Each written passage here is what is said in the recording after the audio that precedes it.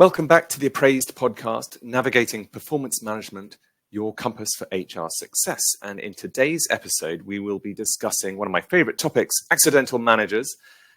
And what are they, you may ask? So we're talking about new managers who've recently got promoted into a new role, who have never had any people management training or experience, or they could even be managers who've been managers for quite a long time and still have never had any training or coaching or anything like that. And to discuss that with me today, I have got Kate Waterfall Hill. Kate is a leadership coach with over 30 years business and leadership development experience to her coaching practice. But she is also the creator of Linda the Bad Manager, who you may have seen on TikTok or Instagram. Kate, which one is it? Oh, all of them. I'm literally everywhere. You can't escape Kate Waterfall Hill, Linda the Bad Manager. If you haven't seen it, you must go and see Linda the Bad Manager. And Kate, this is another career, I feel, that's kind of opening up for you. This incredible drama and acting that you do. It's brilliant. Thank you very much. That's very kind. Okay, so Linda the Bad Manager, if you haven't seen her, is an alter ego who inspires us all to brilliant leadership by showing us what not to do, which is just very, very compelling. Kate is also the author of How to Lead, a step-by-step guide to leadership for CEOs, founders, and leaders. Kate, thank you so much for joining me today. It's an absolute pleasure to be here. Good, great to have you. Okay, so let's talk about Linda, the Bad Manager, because I just loved your posts, and they're hilarious, but also really kind of instructive as well.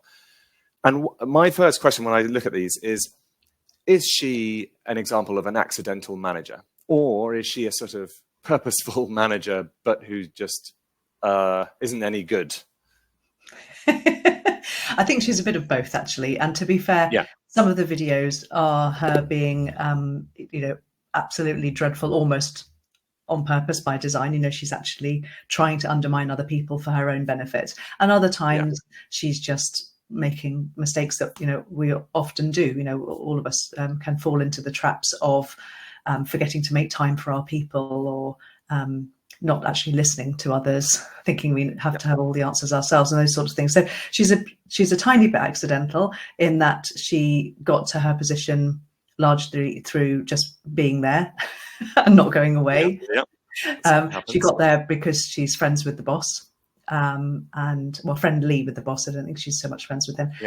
So tiny bit accidental and tiny bit sort of just been there a long time and just happened by accident, I suppose. Well, that's often how it happens, isn't it? So I think we like to think that the route to management is a really sort of carefully thought out and planned route. That the senior leaders will put invest a lot of time and energy and effort and thought into, but actually, quite often it turns out that it's just someone has been there, or someone leaves and you need to fill the shoes quickly, right? We've all seen that kind of thing. And I think Linda sort of could well be a product of that, plus perhaps a bit of personal ambition as well to get into that seat. Sure. And I think a lot of it is about being a really good individual contributor. So, it might well be that Linda or people like her are, amazingly quite good at what they do in terms of delivering outcomes for the customer, or they might be good at creative ideas, or they might be good at selling, but they're just still no good at management. Just because you're good at data analysis doesn't mean that you can necessarily manage a team of data analysts, because nobody's ever taught you. But there are skills that you can learn, in my opinion. You're not born being a great leader. You can learn those skills, but it's about having the intention to want to be that leader and be that manager and show up for your people in a positive way. So I suppose it's trying to turn somebody who might have fallen into management by accident, by longevity, by wanting to go up the step in their career ladder, and then helping them be intentional about how they show up each day. I think a lot of people aspire to be a manager because it's seen as having a bit more status, perhaps, and obviously quite often it comes with a pay rise as well. And so it's something that a lot of people aspire to do, but perhaps maybe they're not all cut out to be managers, or perhaps they haven't had that moment yet where they realize this could be a very fulfilling opportunity for them, and they see it as just a sort of something that has to be sort of wedged in on the side of their everyday work. Do you ever come across that in your coaching? Yeah, absolutely. There's a couple of things that to add to that. One is that in lots of organizations, nearly all organizations, the route to going up the ladder and either getting more status, more kudos, more recognition, more visibility, and often more money, and sort of being seen as successful in inverted commas, is to go into management. There's very few opportunities for fantastically good individual contributors to carry on being an individual contributor at a higher level. It's always sort of seen as the rite of passage that you then take on a team. You then have to be more strategic. You then have to think on a wider platform. So sometimes it's about organizations having a think about, if there is somebody who is really, really good, who you don't want to lose, how do you motivate and retain them without necessarily giving them management if they really, really don't want to? I mean, I remember I was coaching somebody, we'd been in quite a few sessions, and she sort of got the idea that, about listening and about empowering others and about coaching them to find the right answers. And she turned to me, she said, "Kate, you know what? I think the trouble is I get it. I get what you're saying, but I just don't want to be a manager. I just don't really like people." And I thought, yeah, sort of good for you. I can get that. She just wanted to get on with the job at hand. She was really passionate about the industry she worked in, really knowledgeable, brilliantly, bright and really, really, intelligent and intellectual. She, as I say, she just didn't really like people. She didn't really want to have to sort of, worry about their sick pay and their holidays and what was going on at home for them. She just didn't really care. So it was quite refreshing to have somebody actually acknowledging that. So there's that. And there was another point that you made, and I had another point to come back to it, and I forgot what it was. I apologize. But I'm sure it'll come back to me in a minute. Okay, let's talk about management also, as well as being something to aspire to, perhaps only really for the status and the money, perhaps, because I feel like in this country, and certainly some of the articles I've read support this, that there's a little bit of a it's seen as it can be a bit negative sometimes culturally, as in you're somebody who gets paid a bit more than everybody else, and everybody else thinks, well, why should you be paid? Well, you're not really doing anything more than anyone else, and you're this conduit between senior management and the more junior people and so on. And then you've got things like Dilbert, cartoons like that are sort of making middle managers look really bad. There was an article in the FT the other day where they were talking about whether we need middle managers anymore. But could you sell being a manager to someone? Yes, because I love it. I absolutely love the whole idea of leadership and management. And one of my missions is to spread the joy of being a great leader, because to my mind, if you can imagine a day when you've got your team all in alignment, all feeling really positive and engaged and excited to be there, and really getting the sort of common goal and the shared purpose, collaborating well, there not being any blame culture, there not being any instance where somebody's going to be thrown under a bus, and they all are there because you have united them in this common purpose. It's a really lovely feeling, that they're all sort of looking to you with respect and awe, even, how fantastic. So I think if you can get it right, it's really can be very joyful. And the best bit about it is doing things like being able to help somebody with their career path, help them get unstuck with something, give them a pay rise and a promotion. These are the gifts of managers. And what I see sometimes in small businesses is that the managing directors or the CEOs, they might have a senior leadership team meeting and decide everyone's pay rises, and then the MD goes around telling everyone without, unofficially. And it takes the joy, one of the joys of a manager is to have your one-to-one with somebody at the end of the year, or, in their performance review, and say, and I advocated for you at the senior leadership team, and I got you this pay rise, and to be able to gift it to somebody is really lovely. So to have that taken away by the MD is a bit annoying. But one of the things that's tricky about moving into management, and where people, I think, come unstuck, and why it's got a bit of bad press, is as I said before, you get this, you're a great individual contributor. Let's give you a team so you can manage those other individual contributors, and you're given no training, you're given no guidance, and often no role model. So these poor people are sort of left thinking, well, I don't know how to manage anybody else and inspire them to great things. And the other thing that they don't know how to do it, but the really sort of the thing that's really, really annoying is they're also not given any time. So say you've got a portfolio of clients that you already work for, if you're in client services, for instance, and then somebody said, oh yeah, you can manage a team, and you need to do all their performance reviews, and you need to, worry about their holiday and sick and all those sorts of things, and care about these people and help them with their career path. Oh no, we're not taking any more work off you. No, you've got to carry on with all the work that you've already got, and somehow squeeze this in as well. And I think that's the, and some people, particularly in consultancies and agencies, which is my specialism, are targeted with doing certain amount of billable hours or days sold, or however you want to describe it. So they've still got the same target. They've still got to sell 200 days of themselves or whatever a year, and pack in the management as well. And that's just not fair. So I suppose to sell management, I suppose it's partly to say to leaders, to say to the top decision makers, when you're appointing managers, please give them some training and support, coaching, and please also give them some time to do that, so they've got the capacity to be able to do it well.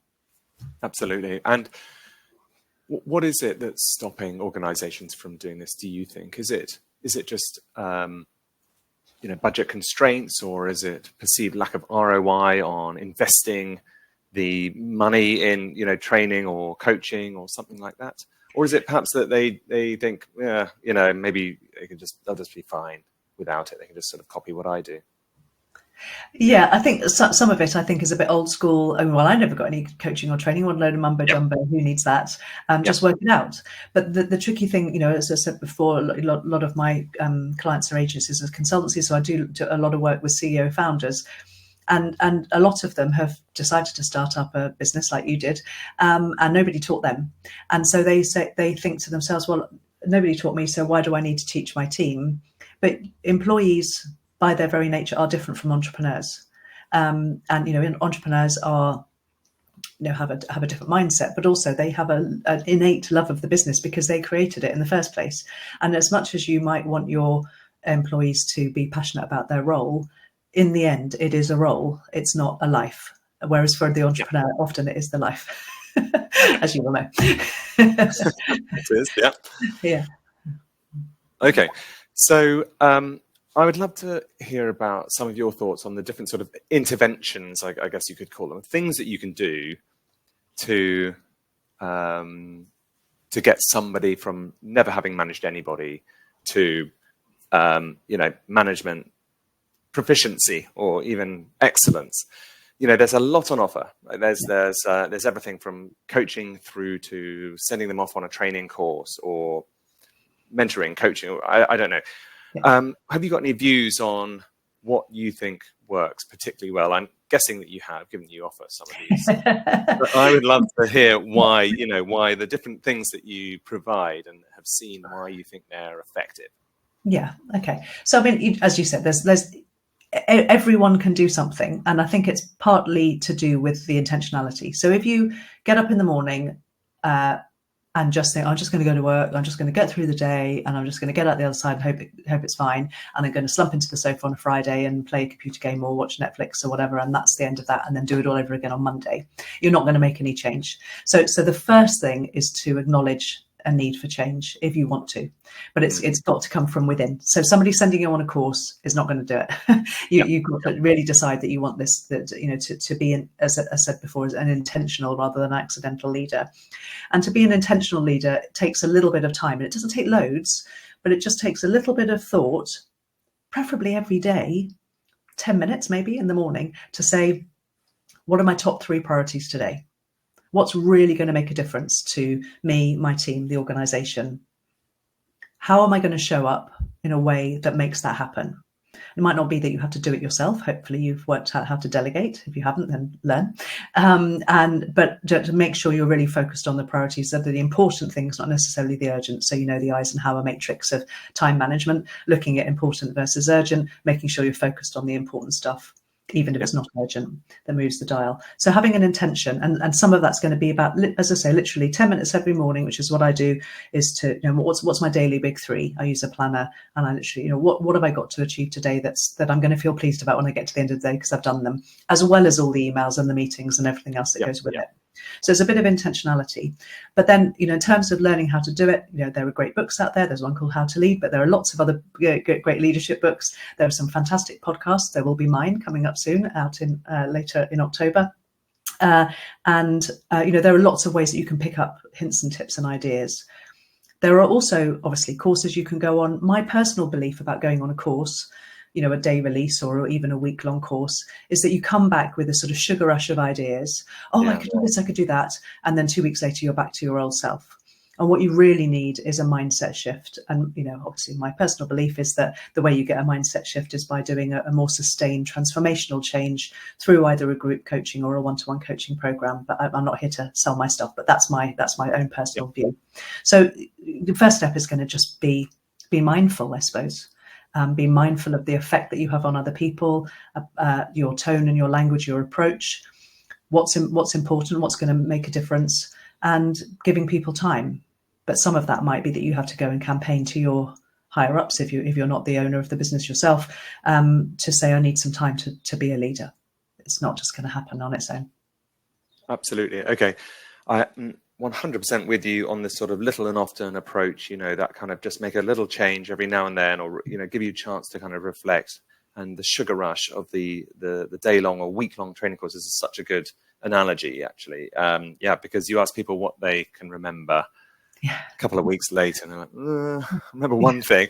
But so I think, little and often, I always think people should try and find the role models or books that inspire them. You've got to find your own way of doing it, haven't you?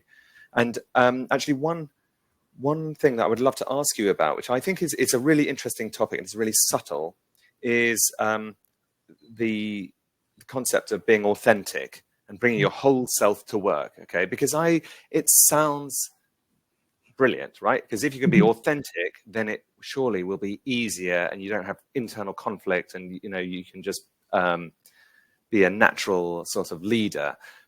But isn't there a but? I think you also need to be, you actually do need to be a bit sort of self-conscious. You need to, like you say, you need to think before you go into the office in the morning and think about how you're going to treat certain situations. What are your thoughts on authenticity? Yes, authenticity is a great word, and I do like it. I do like the idea of being an authentic leader, as you say, is showing up as your true self. You don't want to spend your whole day masking, because it's just exhausting, and eventually that your blood pressure will be through the roof.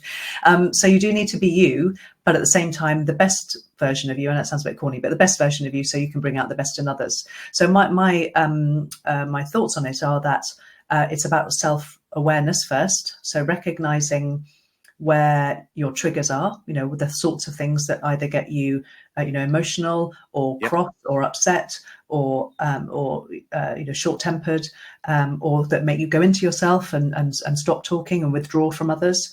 What are the emotion is your sort of emotional reaction to things, and what would you want to do about that? So, again, it's about that understanding, about being intentional, about saying, okay, this is my natural reaction. My personal natural reaction is to be a bit short-tempered. That's my natural demeanor.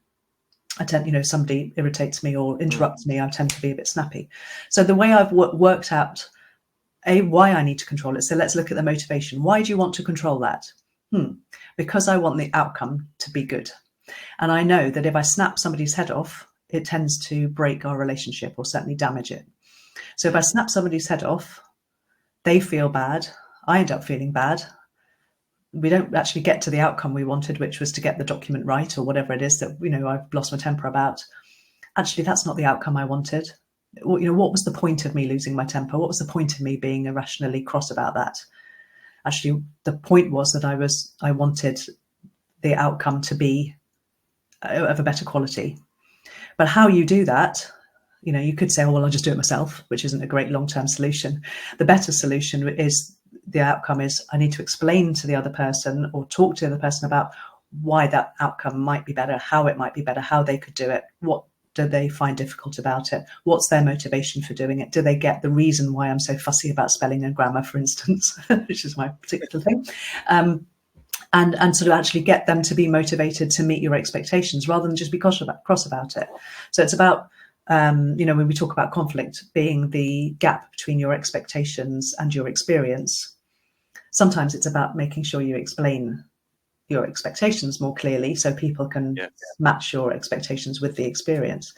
And actually, if there's a gap, it might well be because you haven't explained it clearly enough or in a way that resonates with them. So to your point about, being authentic, yes, you want to be authentically you, but in a way that gets you the outcome that you want. So it's about how you influence and create the best possible circumstances for that best possible outcome. Absolutely. And if the way to do that is actually by listening and being patient and understanding and controlling one's emotions, so we're not either flying off the handle or withdrawing, then that's probably a better outcome. And it's the same with all relationships. It's not just at work, but we say, oh, be more professional at work, but actually, we should think about that with our friendships and our romantic relationships and our relationships with our parents and our families and our children. Actually, if we were mindful of the outcome that we wanted to create or the circumstances that we want to create so the outcome is more likely to be positive, then we just have a bit more intention. And it's not about masking it. To my mind, it's about self-regulation. So being self-aware enough to know what the trigger is and what your tendency is, what your foibles are, perhaps, and then saying, okay, well, how do I see those triggers coming and decide on a different reaction? So rather than an emotional, instinctive reaction, you have time and consideration and intention enough to deliver a considered response. So that's the difference: the instinctive reaction versus the considered response. I really like that, because you are still being authentic. You've sort of perhaps, in time you're expanding what is your whole self to include traits that are thinking things through in advance, becoming more self-aware, being aware of your triggers and things like that, and being able to kind of, put a bit more thought into how you come across, and it's still you. Yeah, and the thing that people often fall over themselves about is giving feedback. So when they've got to tell somebody they've done something wrong, and they say, "Oh God, I'm not looking forward to this conversation. Kate's it's going to be really tricky. She's really sensitive," or he's likely to get really aggressive. Those are the two, reactions that people are worried about. And I try to coach them to the end conclusion, which is, this is what I'm trying to get them to without telling them this. Coaching can be quite difficult sometimes, but is to think, rather than going in thinking, oh God, this is going to be tricky. So you've got that mindset, that baggage, that tone of voice, that body language, that approach. I've got to listen, Roly, I've got to tell you something. This is just not okay. What are you going to do about this? Straight away, you're meeting. You're basically punching somebody in the face, and they're likely to either punch you back or run away, or just crumble. But actually, a completely different approach, but looking again at what outcome you're trying to achieve. You're trying to achieve an outcome where the outcome is better. The productivity is better, the deadline is met, the quality is better. So it's about saying, hey, I just I noticed that, I don't know, you missed the deadline on the reports for the last 3 weeks. Talk to me about that. So then the person says, yeah, I find it really hard to hit the deadlines. They're unreasonable. I've got too much work on, and I haven't got enough resources since so-and-so left. You haven't replaced them. And I've been prioritizing project XYZ for the customer. I haven't been doing those reports. Don't seem important. Yeah. It's a different conversation from saying, why are you getting the reports in on Fridays? For goodness sake. Yeah. So I'd love to know, do you ever have people that you coach who they might say they've got imposter syndrome or something like that, or where they say, well, I don't know what is reasonable to expect of someone. So yes, I should go and set expectations. So I'd go and do that. But then they say, well, those expectations were too high or something like that. And then that new manager might be floundering a little bit because they're not quite sure what is reasonable to expect. And perhaps, I guess this is just where experience helps as well. Yeah, I mean, it's unusual for a manager to not have any knowledge of the job that's being done, but it sometimes happens, doesn't it? You don't necessarily haven't necessarily done it yourself.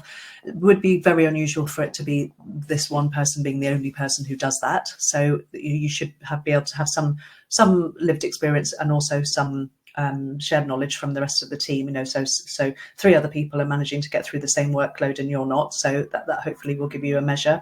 But if both of those situations aren't in play, you haven't done the job and there aren't other people to compare with, then again, I would put your curiosity hat on and sort of say, okay, so talk me through your workload. What are your priorities? What are the important versus urgent things on your list? What's getting in the way? What are the obstacles? What's the distraction? What can we do to make it easier? Have you got any ideas for making it more efficient? How would you suggest we increase productivity? And so on and so on. So actually have it as a conversation where you're both together trying to find solutions rather than necessarily having a go at them and saying, you're not meeting my expectations without real evidence for knowing that those expectations are reasonable. So it's probably just about having a conversation. No. Do get quite a lot of people mentioning imposter syndrome. It's obviously well-worn phrase now, but I do sometimes question it and actually challenge people on what they mean by imposter syndrome, because I think it can be slightly overused.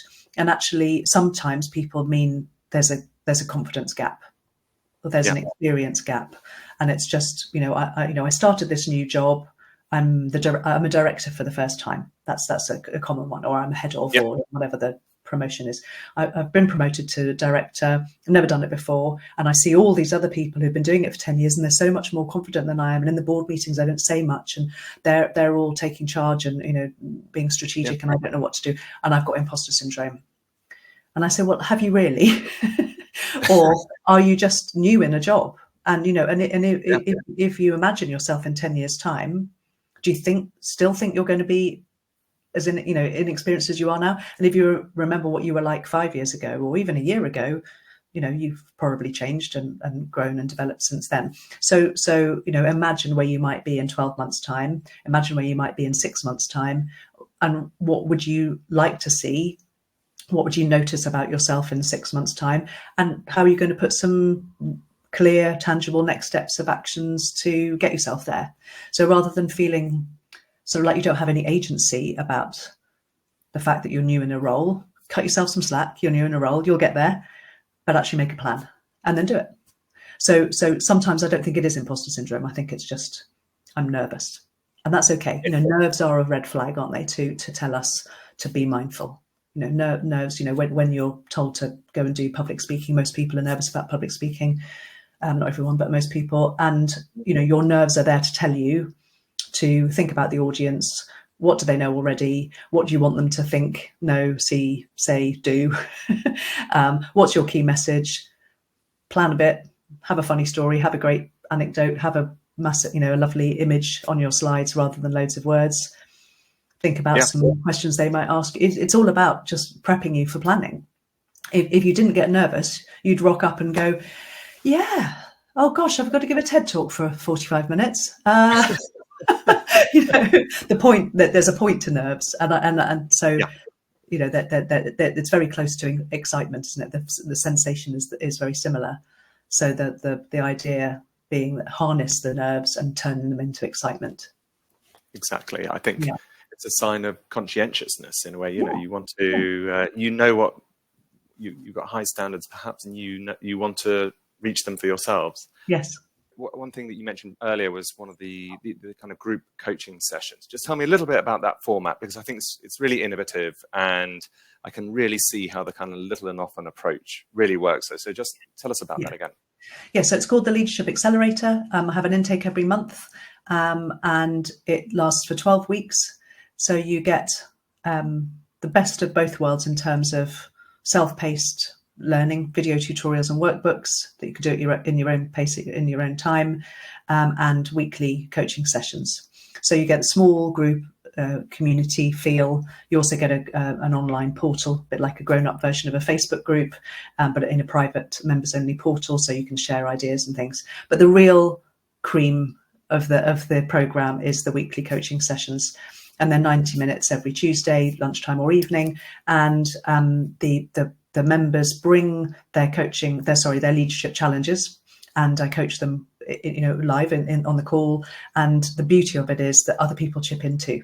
So Yeah. nearly every time somebody says, this is my challenge, and I coach them on it, and then I'll say, does anybody else have any experience that they'd like to share that would be helpful to this person? And inevitably there's at least one, if not all of the people in the group say, yeah, I had that too. Yeah. And this is what I did. And sometimes they say, and you know what, it's really, really difficult, and I feel you and I hear you, and that's helpful as well. And the lovely thing about it is that I've got people from all walks of life, from all around the world. Literally, I've got people from New Zealand and Australia and America, all over Europe, and a lot in the UK, obviously.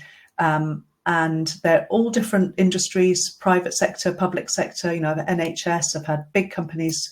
And these are people who have funded themselves. So the accidental managers absolutely are not being supported by their companies, have been thrown into a leadership position. Sometimes they've thrown themselves into a leadership position because they've started their own business. So I do have some CEO founders on the course too.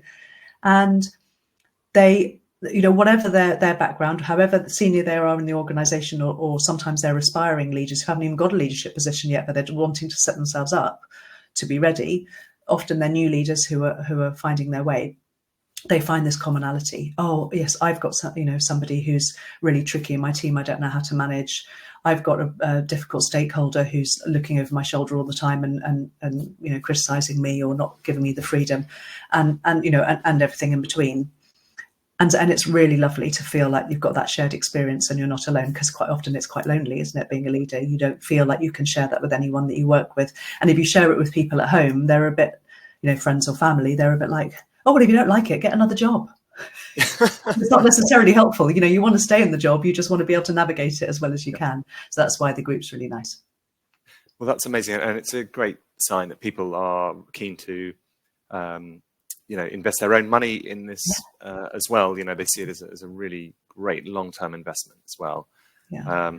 And I do get some companies, asking to send more than one person on the course, which happens sometimes. Sometimes it's one person who they've just promoted and want to help them, which is lovely. And other times I've had people who have paid for themselves because they didn't think their company would fund it. And then I'm thinking of 3 particular people who've been on the program in the last 12 months. And 3 of them independently have had their managers say to them, what's different about you? You seem to be different recently. I've noticed that you're showing up in a way that's different in meetings, and you're really getting the best out of your team. What's happened? They say, well, I joined this Leadership Accelerator program. Oh, okay. Is the company paying for that? And they said, no, I'm funding it myself. And those 3 managers have all said, send me the invoice, I'll pay. Yeah, amazing. Really nice. Okay, yeah, that's great. That's brilliant. Fantastic. Okay, well, I'm amazed that you find time to do that and do your brilliant videos as well. Well, Kate, look, thank you so much for joining us. Now, where can people find you? What should they type in? Well, my website is waterfallhill.co.uk, and I am Kate Waterfall Hill everywhere on social media, so you'll find me that way. Okay, brilliant. Well, we'll put those links in the notes for this podcast as well. And very kind. Thanks again for joining. Thank you very much indeed. Thank you for having me. I've enjoyed it very much. Great. Now, to everybody else, don't forget to follow our podcast, Navigating Performance Management, on the usual channels on our website, if you're there already, or Spotify and Apple Podcasts too. And I'll see you again on our next episode. Thanks very much.